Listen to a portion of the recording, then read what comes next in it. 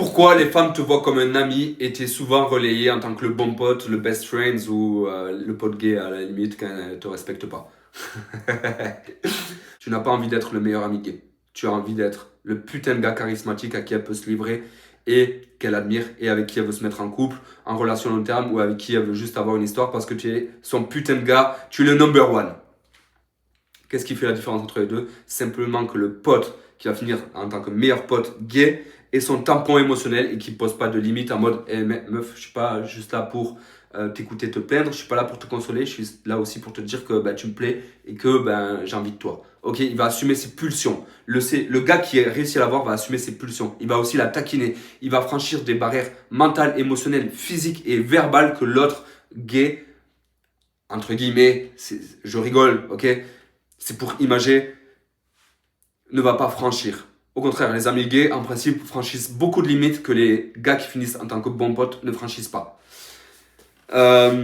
Et le séducteur, pareil. Le gars qui plaît aux femmes, pareil. Il va arriver à péter ces barrières-là. Par le regard, ok? Par le regard, il y a énormément de choses qui se transmettent. Énormément. Par le ton de la voix.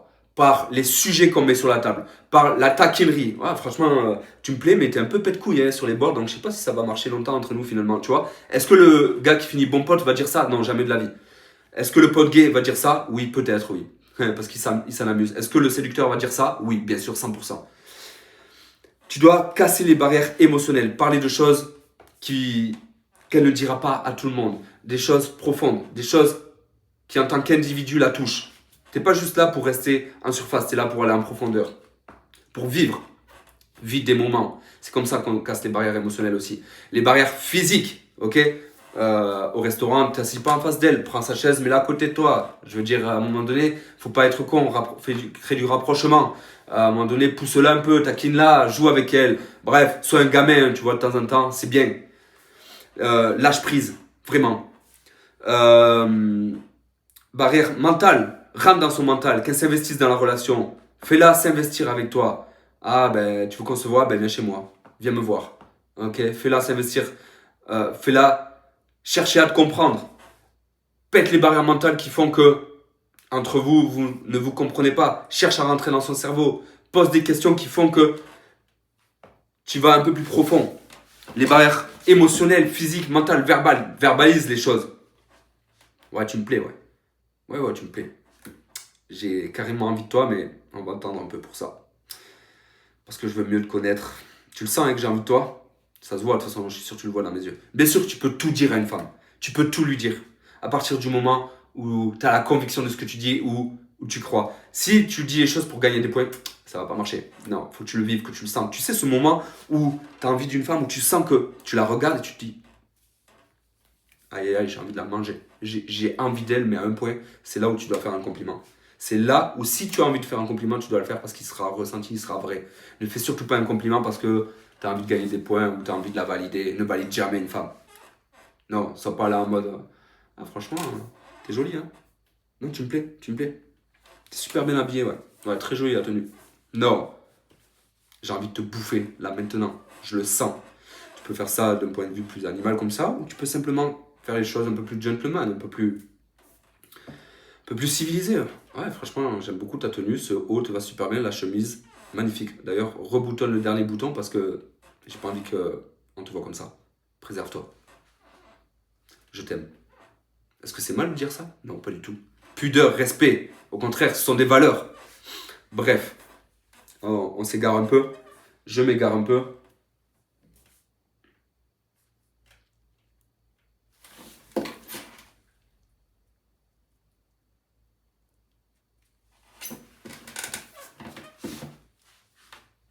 Qu'est-ce qu'une femme te voit comme son meilleur ami, avec qui il ne pourrait rien se passer?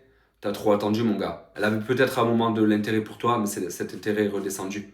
Les femmes sont ton miroir. Elles vont se comporter comme tu te comportes avec elles. Si tu te places comme un gars qui l'oblige à se polariser, donc soit il y a un truc entre nous, soit il n'y a rien, alors elle va choisir l'un ou l'autre. Si tu restes dans une zone grise en tant qu'ami, c'est tout ce qu'il y a à ne pas faire. Il ne faut pas que tu restes dans cette zone grise. Cette zone grise, c'est ton pire ennemi. Genre, on passe du temps ensemble, mais je suis pas très direct sur mes sentiments. Je suis pas très direct sur ce que je ressens pour toi. Je te fais pas sentir ce que je sens. Donc, je reste dans cette zone grise. J'ose pas casser certaines barrières, certaines limites. Et cette zone grise, du coup, te maintient dans une cage, dans une prison qui fait que ben, tu n'oses pas assumer ce que tu ressens, ce que tu as envie d'être et de te comporter et de lui dire. Et du coup, cette zone grise est la chose que tu dois défoncer directement. Place-toi. Place-toi. Ouais, tu me plais. Et alors, je te laisse le choix. Est-ce que on avance ou tu préfères continuer de ton côté? Simple. Au moins, elle choisit. Elle choisit et elle fait un choix. Tu ne dois pas la laisser dans l'indécision. Tu dois toujours obliger, directement ou indirectement, une femme à se positionner. Qu'est-ce qui fait qu'elle devient ta meilleure pote alors que tu as envie de plus? Tu ne l'as pas fait de se positionner. Tu as juste attendu. Tu as juste fait en sorte que le temps passe entre vous sans vraiment mettre au clair tes attentes. Ce que tu veux, sans être direct, clair, précis. Et être clair, direct, précis, tu peux le faire directement en le verbalisant ou tu peux le faire sentir de manière plus subtile. À toi de voir comment tu te sens et ce que tu veux amener comme énergie. Moi, je sais que si c'est juste pour du tamponnage, balardage, je vais être direct. Je vais être direct. Je vais lui faire sentir. Je vais pas être trop dans le truc subtil. Par contre, si c'est une femme avec qui je me vois parce qu'elle me correspond longtemps, bien, et que j'ai envie de me mettre en couple long terme, je vais être beaucoup plus moins direct. Je vais être beaucoup plus dans le feeling, beaucoup plus dans le ressenti. Je vais lui dire, bien sûr, je vais me placer, je vais lui dire qu'elle me plaît, mais moins vite. Je vais peut-être pas lui dire au bout d'une demi-heure, quoi, tu vois. Je vais d'abord sentir son énergie, chercher à ce qu'elle se connecte à moi, chercher à... Vas-y, fais-moi sentir qui tu es. Et tu vas sentir dans mon regard que tu me plais, t'inquiète pas. Je verbaliserai peut-être après, t'inquiète pas. Tu vois ce que je veux dire?